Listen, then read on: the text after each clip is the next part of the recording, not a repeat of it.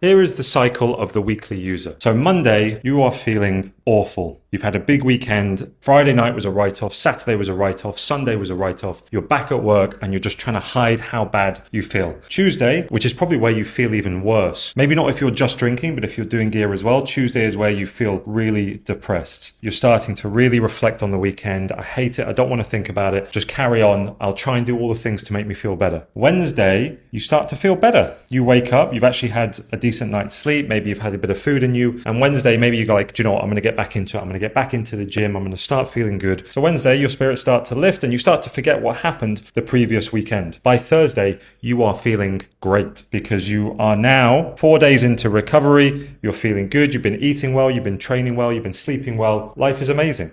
And what either happens in between Thursday and Friday, or more likely Friday and Saturday, is at one point we're going to feel so great, like we do on Friday again, that we think we've earned a reward. We feel like we've done a good job this week of looking after ourselves, so we deserve to let loose. Now, this is really important, the language we're using. Reward, deserve. I'll come back to that in another video. But Friday night, you decide, you know what, I'm going to go and have a couple of drinks. Let's go for a couple of beers. And what happens is then you have a couple of beers, the energy is high, you finish for the week, you've got the weekend off, and you go, do you know what, I'm with some colleagues, let's go again. You maybe even meet some friends, and you have more drinks, and then you call the guy, and then you go into the cubicles, then you decide to go to the next place and the next place. And before you know it, it is 3, 4, 5 in the morning, and you're like, how did this happen? I only wanted 2 beers. Saturday is a complete write-off. You spend most of the day in bed, and especially if you've got a partner, a wife, children, it is a really, really difficult day. And after all the progress through the week of getting yourself back to feeling good, we are now back into feeling awful again. And maybe, like me,